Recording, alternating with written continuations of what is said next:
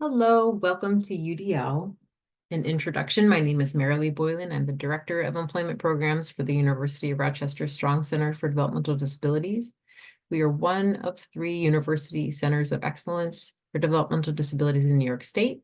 And the Strong Center for Developmental Disability promotes best practice and inclusion with and for people with intellectual and developmental disabilities in our community. The Strong Center for Developmental Disabilities believes that competitive employment should be an option for all people with disabilities in New York State. And this project is one of our initiatives to support people with disabilities to gain employment. This video is the first in a series of videos, so we'll hope you will join us for our other videos produced to support career and tech ed instructors to learn new tools and to support students with various learning styles, including students with disabilities. We would like to thank the Workforce Development Institute for the grant funding to make this project possible. This session, we're going to be talking about UDL. Probably most of you know the answer to this multiple choice question. It's not a trick question. UDL is not just for people with disabilities or people who learn slowly. All of us learn in our own unique way. And UDL, or Universal Design for Learning, helps to ensure that we are all able to learn. As you'll see in the following video, UDL grew out of Universal Design. Universal Design seeks to make buildings, products, machinery as accessible as possible to everyone. We're going to watch a video that was produced by John Spencer, give you some more basics on where universal design came from and what it is. In the early 1960s, a visionary architect, Selwyn Goldsmith, designed the initial curb cut, or dropped curb, to encourage people with limited mobility to have access to city sidewalks. Now, this was part of a larger movement led largely by disability advocates toward universal access in the built environment. This would be done by changing policies, systems, and structures to promote full inclusion. In the last few decades, architects, product developers, and UX designers have embraced this philosophy of universal design. Coined by the architect Ronald Mace, universal design is built on the core belief that we should design environments to be usable by all people without the need for adaptation or specialized design. This inclusive approach allows everyone to benefit from such designs. Hence, caregivers pushing strollers will benefit from curb cuts. Similarly, viewers use closed captioning on videos regardless of their hearing. In other words, when you design for everyone benefits from the design. Universal design for learning applies the same philosophy of universal design to every aspect of learning, from learning spaces to materials to instruction and assessment to classroom culture and behavior management. Built around cognitive neuroscience, UDL is an inclusive educational framework that seeks to remove barriers while also keeping the learning challenging for all students. This UDL approach includes a paradigm shift from a deficit mindset to neurodiversity, and from singular accommodations to universally accessible scaffolds and support, and from a teacher-centric view to a student-centered approach centered on student agency.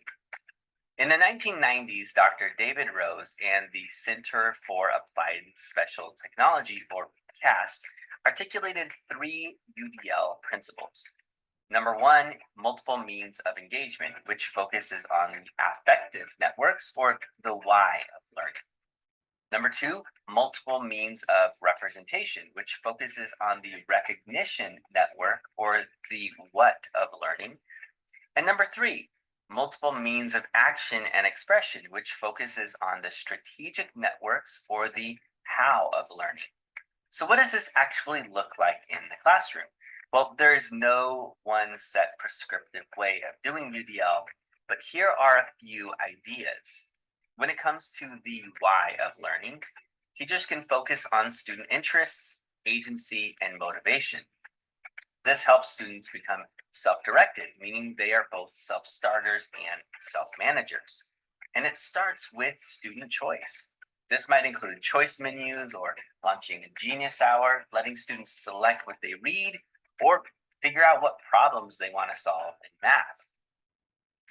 They can also pursue their questions with a Wonder Day activity or a longer inquiry-based learning project. And this starts with a provocation, which leads students to ask their own questions, engage in research and data gathering, where they then analyze the data and share their findings and insights with others. As educators, we can build interdependency into student collaboration so that every student has a voice in the learning community. Interdependence is that overlap where students work independently, but they still depend on each other. Now, this sense of ownership can help promote student self-regulation. Students can see their progress toward mastery as they set goals, monitor their progress, and reflect on the learning.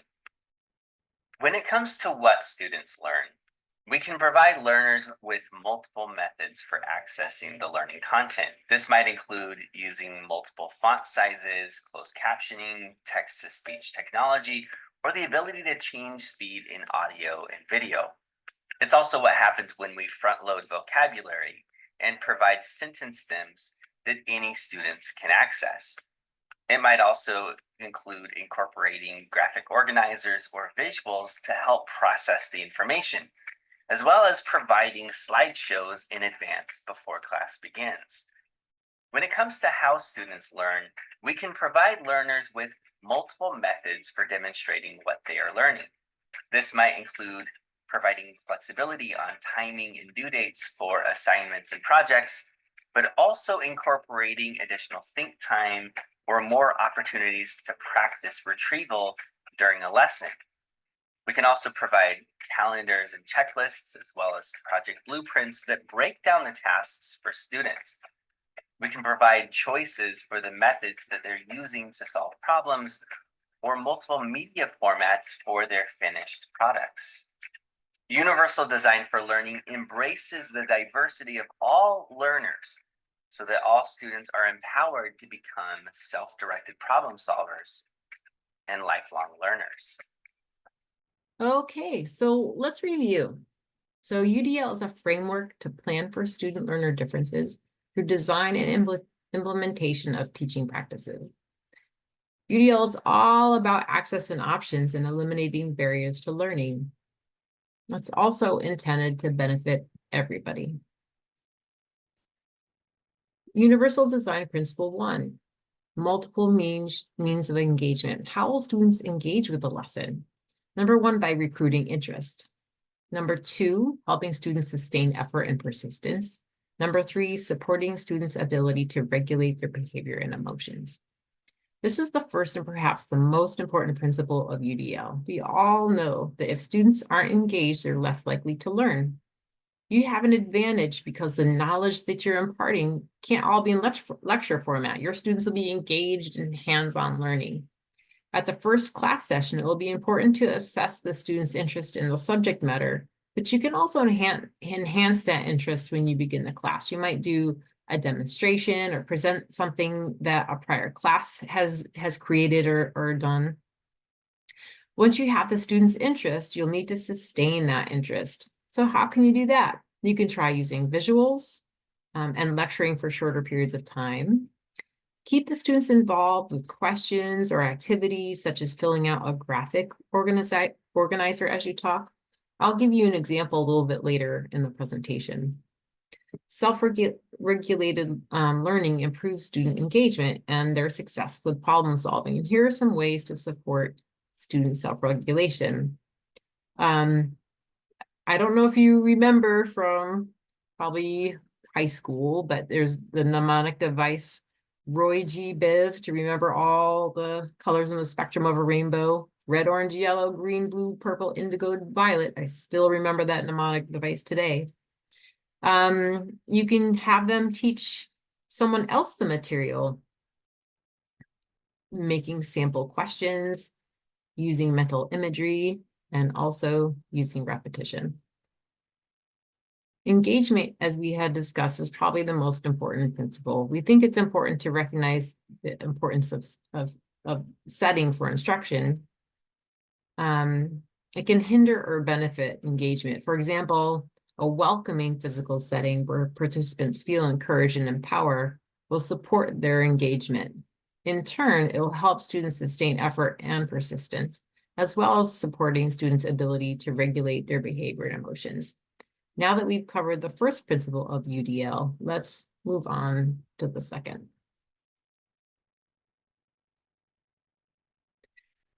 UDL principle number 2, multiple means of representation. It's how information is presented to learners. Number 1 is languages and symbols. Number 2 is perception. And number 3 is comprehension. Principle 2 discusses how the instructor follows directly from principle 1 and involves how the teacher or the instructor reinforces information to the students.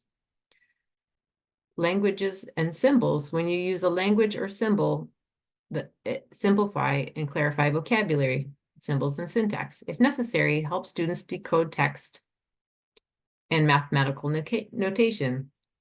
Try illustrating through multiple media. B, perception. Try to offer ways of customizing and offer different ways of displaying information. Offer alternatives to purely auditory or visual information. And C, comprehension. It may help to provide background information or encourage students to activate their existing knowledge. Help students see patterns, relationships, and big ideas. Try not to assume that they're getting that on their own. So how do you make that happen in your classroom? Well, while you're teaching about a piece of machinery, for instance, if possible, have the machinery available. Write the vocabulary on the board and have illustrations and labels of the different parts of the machine. Provide handouts of whatever you have on the board for those students who have difficulty taking notes or processing visual information. UDL principle number 3, multiple means of expression and action. How will students be able to express themselves and their understanding of the material? They can express it through physical action. They could use different methods of expression and communication. And number 3, providing organizational planning and support. UDL principle number 3 lets you know whether your creative, accessible instruction has helped your learners to understand and utilize the material that you presented. Not everybody expresses their understanding in the same way. It's important that you offer multiple ways for students to show understanding. Will they demonstrate their understanding through an actual demonstration, through a multimedia presentation, through a presentation on the board, or through a traditional written exam? They may also make a tape or ask to present to you privately. Make sure that students have access to tools and assistive technology. Remember, the ultimate goal is that the learner be able to perform the manufacturing task or the task that you're teaching. Remember the safety rules or display their knowledge of whatever you're assessing.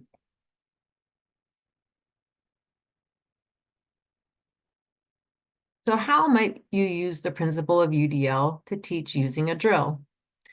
Number 1, engagement. Ask how many people have used a drill. For those who have, ask how they've used it. Show pictures or slides of different kinds of drills.